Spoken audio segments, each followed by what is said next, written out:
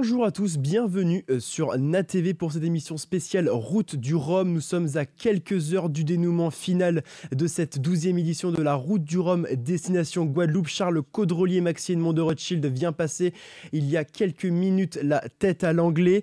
Le premier ultime, donc 32-23 de Charles Caudrelier sur son Maxi Edmond de Rothschild vient de passer aux alentours de minuit heure locale en Guadeloupe. Cette tête à l'anglais, on part retrouver notre envoyé spécial en direct de Guadeloupe, Nicolas Coute. Bonjour Nicolas.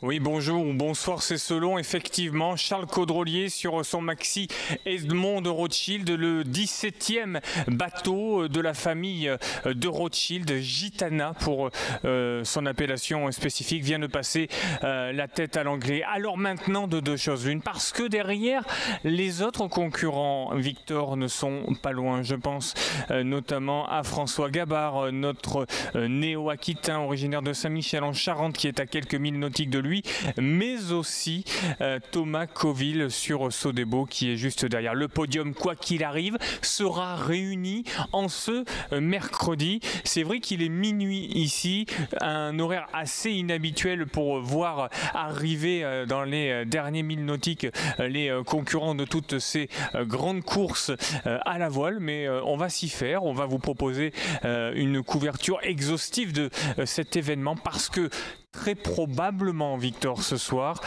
il pourrait y avoir un record à la clé autour de cette mythique Route du Rhum, dont c'est la 12e édition et qui porte le nom de Destination Guadeloupe. Alors, la tête à l'anglais, c'est toujours un moment compliqué, disputé. Coville n'est pas loin, mais le plus proche du leader actuel, Charles Caudrelier, sur le Maxi Edmond de Rothschild, reste François Gabard sur SVR Lazartigue. Et il faudra être vigilant parce qu'il y a les côtes sous le vent juste avant d'arriver à Pointe-à-Pitre. Après, d'ailleurs, la bouée de Basse-Terre, eh bien, il y a cette difficulté, cette topologie et cette typologie aussi des lieux assez spécifiques avec des coraux qui sont dans l'eau et aussi cette côte sous le vent qui, comme son nom l'indique, fait que, eh bien, subitement, pendant pas mal de temps, vous pouvez vous retrouver soudainement, subitement, sans vent. C'était arrivé en 2008 à Franck Camas sur Groupama et il s'était imposé, mais finalement le bateau avait été particulièrement freiné. Franck Camas qui, pour l'anecdote, a remporté en 2008 la Route du Rhum. Franck Camas, qui n'est autre que le coéquipier de celui qui est en passe de gagner cette 12e édition de la Route du Rhum, destination Guadeloupe, puisqu'il travaille avec Charles Caudrelier au sein de l'écurie Gitana et ce Maxi Edmond de Rothschild. Alors, si victoire il devait y avoir, ce serait également l'apogée, le summum pour la famille de Rothschild, dont Baptiste, le créateur, fondateur et repreneur de la fondation, mais créateur et fondateur de cette écurie-là, est décédé il y a un peu plus d'un an de cela. Ces géants des mers ne flottent quasiment plus, on peut le dire d'ores et déjà, ils ne font que voler, avec notamment ces spécificités techniques, cette technologie aussi qui arrive au fil des années dans ce merveilleux sport qu'est la voile. Eh bien, ces géants des mers volent littéralement donc, et ils volent à une telle vitesse qu'un record pourrait être en passe d'être battu aujourd'hui à Pointe-à-Pitre. Alors c'est vrai qu'il est minuit 10 ici, la plupart de nos confrères qui ne sont pas en direct à la télévision sont en train de dormir tranquillement et on les envie, pour être honnête avec vous. L'idée c'est que Charles Caudrelier puisse passer facilement ce côté sous le vent, que Gabard ne le rejoigne pas trop, mais il faut se méfier parce qu'on se rappelle qu'il y a 4 ans, il y avait eu un mano à mano entre Francis Joyon sur Hidec et Gabard. Gabard était arrivé en premier, il s'est fait coiffer sur le fil par Francis Joyon qui finalement s'était imposé, Gabard terminant à la seconde place, et Gabard souhaiterait ne pas terminer encore sur la seconde marche du podium. Mais ce ne serait pas mérité parce que sur l'ensemble de la course, Victor, Charles Caudrelier a dominé de bout en bout cette dernière. Il s'est fait dépasser à seulement 2 reprises par le Charentais. Et Caudrelier, 48 ans, lui qui a commencé dans les jupons de ses parents, si je puis dire, et lorsqu'il était tout petit, avec un certain navigateur du nom de Marc Guillemot qui l'a formé de A à Z, qui peut être particulièrement fier aujourd'hui parce que Caudrelier, bien que ce ne soit pas encore gagné, il faut être vigilant, mais Caudrelier est en passe de remporter sa première route du Rhum. Et on le dit souvent, un grand marin en France, en tout cas, un grand marin, c'est celui qui gagne soit le Vendée Globe, soit la route du Rhum, alors qu'il a déjà gagné. Caudrelier, la Transat Jacques Vabre, la Volvo Ocean Race, eh bien ce soir, il pourrait être sacré parmi les meilleurs navigateurs de France et au monde en cas de victoire ici à Pointe-à-Pitre. Charles Caudrelier donc n'est plus qu'à quelques milles de l'arrivée à Pointe-à-Pitre qu'il devrait donc rejoindre aux alentours de 11 h, Nicolas, heure de Paris. Mais qui est donc Charles Caudrelier, le potentiel vainqueur de cette 12e édition de la Route du Rhum destination Guadeloupe? Je vous propose de le découvrir en détail. Il ne l'avait pas, celle-là, à son palmarès. Charles Caudrelier peut fièrement inscrire à son palmarès bien garni la doyenne des transatlantiques, la 12e édition de la Route du Rhum destination Guadeloupe. 3 Transats Jacques Vabre à son actif, il le connaît par cœur cet océan Atlantique dans ses moindres recoins. En tête de la course depuis le 12 novembre dernier, Caudrelier a su faire face aux différents fronts et face à un Atlantique quelque peu déchaîné. Toujours lucide dans ses prises de parole, même dans la dernière vacation avant de rejoindre la ligne d'arrivée.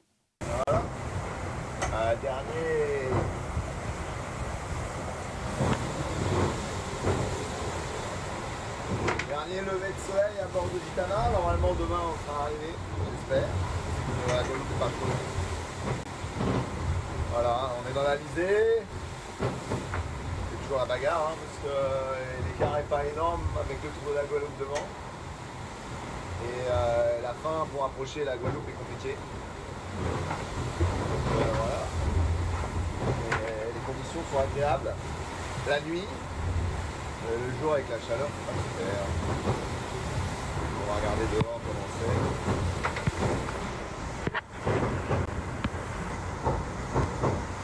Voilà le ciel brisé.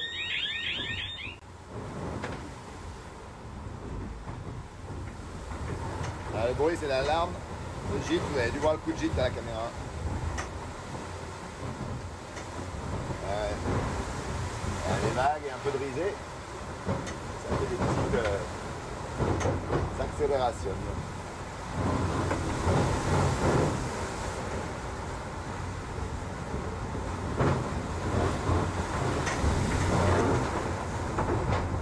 Environ premier à la tête à l'anglais, Caudrelier devrait normalement s'imposer en patron à Pointe-à-Pitre dans quelques heures.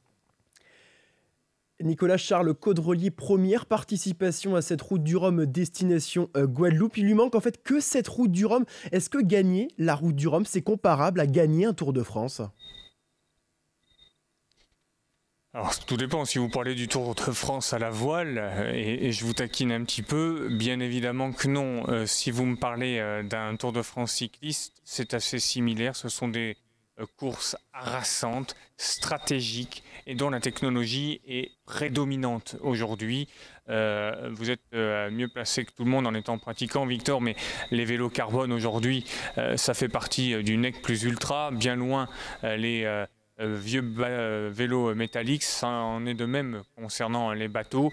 C'est pour ça qu'il faut avoir tout autant de respect, peut-être même si ce n'est plus pour ceux qui parcourent la route du Rhum en Rhum mono ou Rhum multi, parce que ce sont de vieux bateaux, des bateaux qui pour la plupart ont une histoire, avec des marins qui débutent ou de vieux marins qui veulent finir leur carrière en même temps que leur bateau, et finalement on se rend compte que tout peut se jouer à de micro-détails comme en cyclisme notamment, et c'est vrai que aujourd'hui Caudrelier non seulement est récompensé de son travail d'acharné, parce qu'il faut le dire, ils ont très peu dormi aussi, et ça résume parfaitement aussi la politique de la famille de Rothschild dans la voile, parce qu'on n'en parle jamais, ou quand on parle des deux Rothschild, c'est toujours à connotation négative, parce qu'on parle sans cesse de l'argent, du fait que ce soit des fortunes, parmi les fortunes les plus importantes de France, la 28e ou 29e fortune, mais il faut se rappeler que chez les deux Rothschild, on a cru très tôt, aux alentours de 1850-1852, avec Sophie de Rothschild, qui a été la première femme à traverser aussi rapidement l'océan Atlantique. Et de cela, on a toujours tendance à l'oublier. On voit là aussi le côté négatif des choses par le prisme de cette famille-là, mais il faut aussi voir que cette famille a grandement contribué aussi à l'avancée de la voile à l'époque, au milieu du 19e siècle. Eh bien, c'est une première victoire dans une course majeure. Le Vendée Globe dans 2 ans sera certainement quelque chose d'important également pour Charles Caudrelier, dans le cas où, rappelons-le, il s'impose aujourd'hui à Pointe-à-Pitre, ici à l'issue de ces 6500 km parcourus. C'est quand même très bien parti. Il y a, je crois, entre 45 et 55 milles nautiques d'écart avec son poursuivant. C'est bien parti, mais il faut quand même se réserver toute la prudence nécessaire dans ce cas de figure. Merci Nicolas Coute en direct de Guadeloupe. On reste donc sur l'île Papillon. Retrouvez Nicole Cougoul et Serge Herbin pour découvrir les premières images de Charles Caudrelier après son passage à la tête à l'anglais. Merci à vous, à tout à l'heure. Restez connectés sur l'antenne de Nat TV pour suivre l'arrivée du maxi Edmond de Rothschild et de Charles Caudrelier. À tout à l'heure. De la Guadeloupe. Il va y avoir des pièges, Serge. Et évidemment, un des premiers pièges auxquels on pense, ça peut être les billes de bois qu'il peut y avoir dans l'eau. Ça, c'est une vraie épée de Damoclès. Hein. Absolument. Alors ça, c'est dans le canal des Saintes. C'est après la marque de Basse-Terre, mais bien avant. Quelque chose qui est redouté par tous les marins, c'est le dévent de la soufrière, avec parfois plus de vent du tout. Donc les bateaux sont scotchés. Alors, nous avons fait nos curieux tout à l'heure, et on a vu qu'il y avait un petit peu de vent tout de même juste avant la boîte Basse-Terre. Ça veut dire que normalement, le maxi Edmond de Rothschild devrait quand même progresser entre 15 et 22, ce qui est une bonne nouvelle pour Charles Caudrelier tout de même. Parce que c'est un vrai piège. Hein. Oui, c'est un vrai piège. On se souvient évidemment d'il y a 4 ans avec ce fameux duel entre François Gavard et Francis Joyon. Et François qui se fait passer par Francis justement dans ce contournement. Ça avait duré des heures et ça s'est joué à 7 petites minutes à l'arrivée où Francis franchit la ligne devant François. Donc oui, on le sait que c'est piégeux. On se souvient aussi, pour les plus anciens d'entre nous, de 1978, c'est aussi là que Malinowski va perdre sa route du Rhum face à Mike Birch. Donc attention, attention, mais vous l'avez dit, la bonne nouvelle, c'est qu'il y a quand même un peu de vent. Hein. Il y a un petit peu d'air, ça veut dire qu'on a une incertitude en ce qui concerne le tour de l'île Papillon. Il est à moins de 50 000 nautiques de l'arrivée, Charles Caudrelier. S'il continue avec la vitesse instantanée que nous avons eue tout à l'heure, ça peut faire une arrivée dans 2 heures, 3 heures. Si maintenant il y a le dévent, parce qu'entre ce que l'on voit sur la cartographie et la réalité, il peut y avoir quelques changements. Donc il est difficile de faire en ce moment ce qu'on appelle une ETA, une estimation d'arrivée, Hélène. Exactement, vous voyez la cartographie, la Charles Caudrelier qui va descendre le long de cette côte ouest.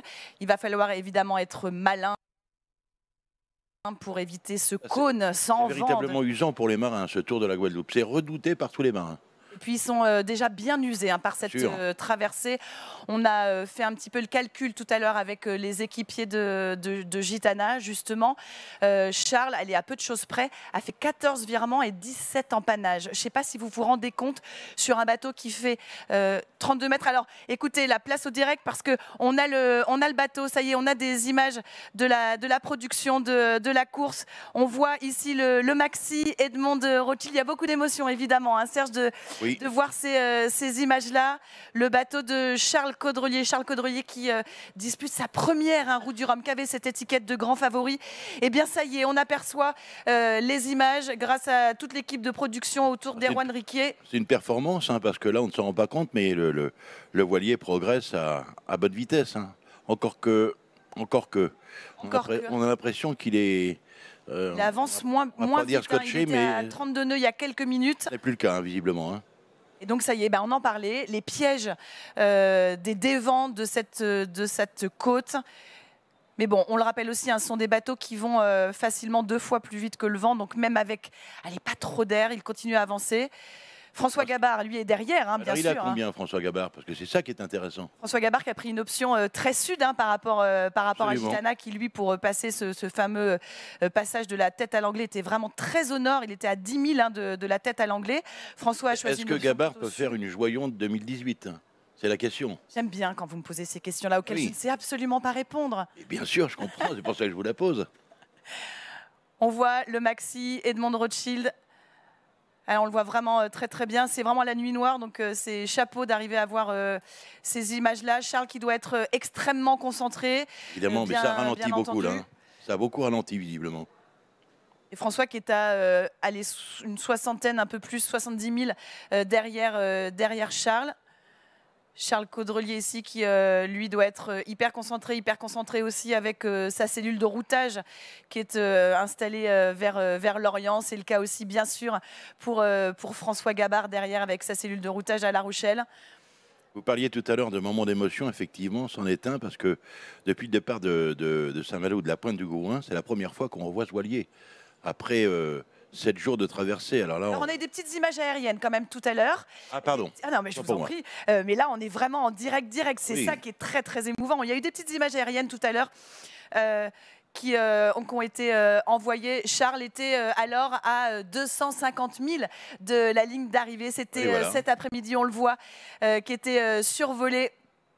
Et là, qui allait très très vite. Alors, il n'était pas encore, évidemment, à la tête à l'anglais, puisque entre la tête à l'anglais et l'arrivée, il y a 53 000 nautiques. Là, il était 200 000 plus loin. Mais ce sont les premières images qu'on a pu voir tout à l'heure du skipper. Et là, ça allait évidemment nettement plus vite. On voit le sillage.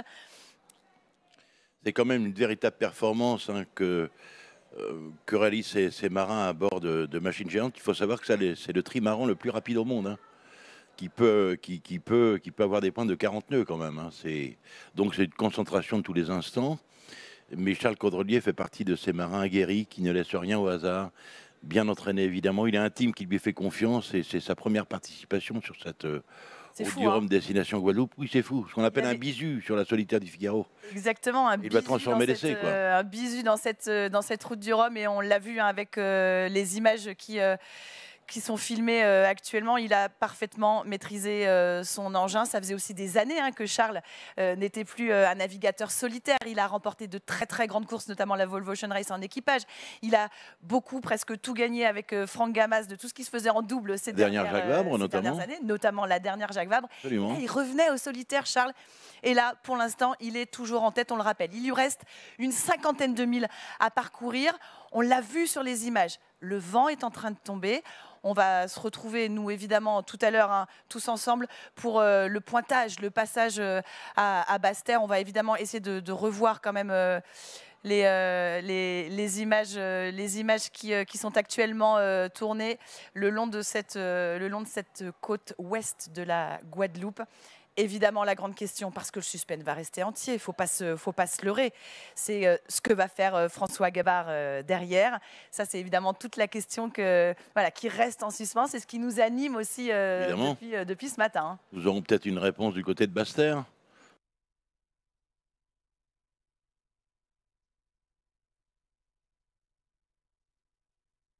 Effectivement, avec des conditions de vent qui ont l'air de tomber un petit peu. Ça peut prendre un petit peu de temps, donc on verra ce qui se passera tout à l'heure. Mais est-ce qu'on arrive à récupérer quelques petites images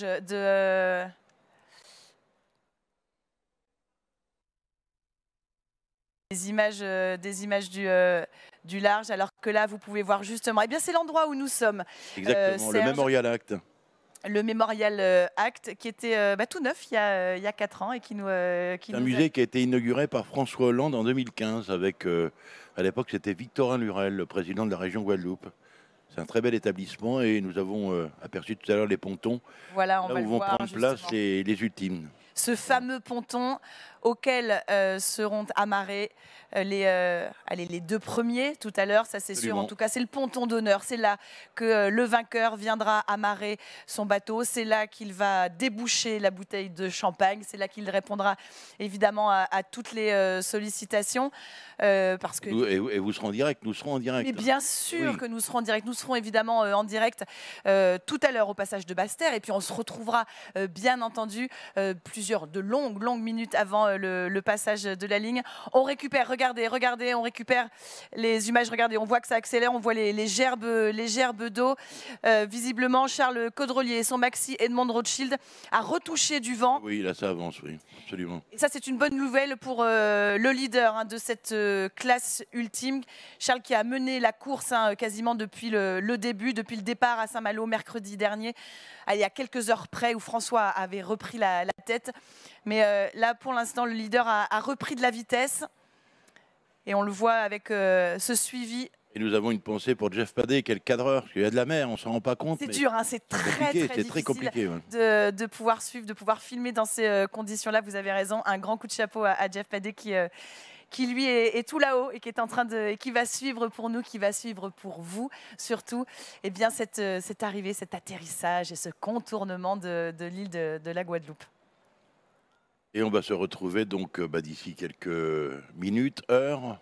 On n'a pas trop d'informations là-dessus. Bien sûr. Côté de Basse-Terre. Elle est évidemment du côté de Basse-Terre. Il se sera passé des choses et puis il peut s'en passer encore pas mal des choses justement, on le rappelle, avec cette zone quand même assez peu vantée, très piégeuse. Et une fois, il faut quand même bien le dire, qu'ils auront passé ce moment-là, ce point-là, ce sera quand même un début de soulagement pour... Après le canal des Saintes. Après le canal des Saintes. Vous avez raison. Je rappelle qu'il y a eu une tempête qui devait s'appeler Fiona, me semble-t-il, sauf si ma mémoire me fait défaut, qui a occasionné beaucoup de chutes d'arbres. Et avec les ravines et les trompes d'eau qui sont tombées, tout ça, c'est parti à la mer. Et le canal des Saintes est très encombré de troncs d'arbres, de branches. Autant d'obstacles qui peuvent être dangereux pour la navigation, pour un trimaran qui est... il est costaud, il fait 32 mètres sur 20 mètres de large. Ça reste quand même relativement fragile. Donc prudence jusqu'au bout. Mais Charles Caudrelier et les équipes de Edmond de Rothschild sont au courant de ce qui se passe là-bas. Donc voilà quoi. Mais jusqu'au bout, il y aura du suspense. Jusqu'au bout, on va avoir l'estomac noué et on va évidemment vous faire vivre tout cela, cette arrivée de la 12e édition de la Route du Rhum, destination Guadeloupe. On se retrouve dans quelques minutes, justement, au ce passage de Basse-Terre. À tout à l'heure et merci Serge. Tout à l'heure, Hélène. Merci.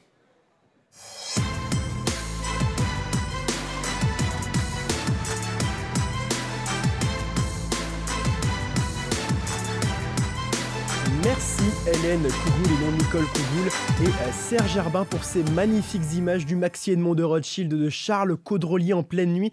Et on part retrouver tout de suite notre envoyé spécial Nicolas Coute en direct de Guadeloupe. Nicolas, ces images font rêver et sont à quelques milles de vous. Et effectivement, déjà elles font frissonner parce que c'est toujours, comme le disait Hélène et Serge il y a quelques secondes de ça fait toujours frissonner parce qu'on a suivi cette course âprement disputée déjà une huitaine de jours en amont du départ qui a été reporté de quelques jours. Donc du coup il y a du stress, de l'émotion, mais aussi de l'impatience puisque on attend cela avec beaucoup d'attention parce que comme le disait Serge à juste titre tout à l'heure et dans son rôle de consultant, il faut savoir que ce n'est pas encore gagné. On l'a vu à un moment donné sur les images du cadreur qui est à bord de l'embarcation. Il s'est retrouvé quasiment à l'arrêt parce que il ne s'était pas engouffré dans une bonne brèche ventueuse. Donc voilà, aujourd'hui il faut savoir que on voit, alors j'ai un retour de son de Hélène et dans l'oreille, si Paul pouvait me couper le retour d'Hélène, ce serait sympathique. Mais il faut savoir que en fait, ce n'est pas encore gagné parce que si entre la tête à l'anglais et la bouée de Basse-Terre, vous n'avez plus de vent, Gabard peut coiffer Caudrelier sur le fil. On le rappelle, il y a moins de 100 000 nautiques entre les deux et que ça peut aller très vite en l'espace de 1h30, 2 heures. Et bien Gabard peut dépasser Caudrelier, donc il va falloir être vigilant. prudent et méfiant, et cela jusqu'au bout. Quand on regarde ce qu'il reste à parcourir, un peu plus de 50 000 nautiques, il va à 30 nœuds. Oui, il peut arriver ici à Pointe-à-Pitre aux alentours de 4 heures du matin, même peut-être avant si les vents lui sont favorables, avec des facteurs non négligeables. On parlait de la tempête qui a laissé pas mal de bois et de déchets dans l'eau. Il faudra faire attention jusqu'au dernier moment, que ce soit pour le Maxi Edmond de Rothschild de Gitana 17 de Caudrelier, mais aussi pour le bateau SVR Lazartigue de François Gabard. Pour le moment, on s'achemine vers le triplé auquel on s'attendait, vers le podium auquel on s'attendait, c'est-à-dire Caudrelier vainqueur de cette 12e édition de la Route du Rhum destination Guadeloupe, qui plus est avec un record à la clé, parce qu'on ne le précise pas assez, mais le record est plus que jamais d'actualité. Et aujourd'hui, 16 novembre, il est fort probable, il est fort probable que nous rentrions dans l'histoire de la voile, mais aussi de la Route du Rhum, qui reste l'une des 3 courses les plus mythiques au monde. Et Nicolas, justement, Charles Caudrelier est actuellement en 6 jours, 15 heures, 17 minutes et 2 secondes. Parlez-nous un petit peu de ce record, l'ancien record de Francis Joyon en 7 jours, 14 heures et 21 minutes. Comment peut-on expliquer en 2 éditions qu'on va pulvériser le record ? La technologie, tout simplement, les moyens qui y sont mis. Avant, les bateaux étaient construits avec 8-9 millions d'euros. On considérait que c'était d'ores et déjà des bijoux de technologie, mais maintenant on met 5 millions de plus. Il faut savoir que le bateau, le Maxi Edmond de Rothschild Gitana 17, a coûté à la fabrication, auprès de Mercier l'architecte, 13 millions d'euros. Il y a un coût de fonctionnement qui est de 5 à 8 millions d'euros par écurie. On se donne les moyens pour avoir des performances, pour faire de la recherche, pour faire de l'investissement novateur. C'est un peu la stratégie de la fondation de Rothschild qui finance ce team-là. Et en fait, ces bateaux-là, comme vous pouvez le voir au travers des images que nous vous proposons, ces bateaux-là sont des géants des mers qui flottent et qui s'envolent au-dessus du niveau de la mer, ce qui fait que ça va excessivement vite. On va 2 à 3 fois plus vite que par le passé, et plutôt que de réaliser il y a encore 20 ans ou 24 ans de cela une route du Rhum en 10 à 15 jours, et bien voilà, on était à 9 jours, on était à 7 jours, et aujourd'hui on sera à 6 jours et quelques heures, mais il sera quand même très difficile de battre ce record. Ça sera sa première grande victoire si cette dernière devait être confirmée pour Charles Caudrelier. Mais Charles Caudrelier, c'est certain, quoi qu'il arrive, Victor, Charles Caudrelier rentre dans l'histoire de cette discipline noble. L'histoire qui devrait donc se confirmer d'ici quelques heures, aux alentours de 11h heure française. Merci beaucoup Nicolas Cout en direct de Guadeloupe à Pointe-à-Pitre. Quant à nous, nous nous retrouvons dans quelques heures à 11h pour découvrir le dénouement final de cette route du Rhum, destination Guadeloupe. À tout à l'heure.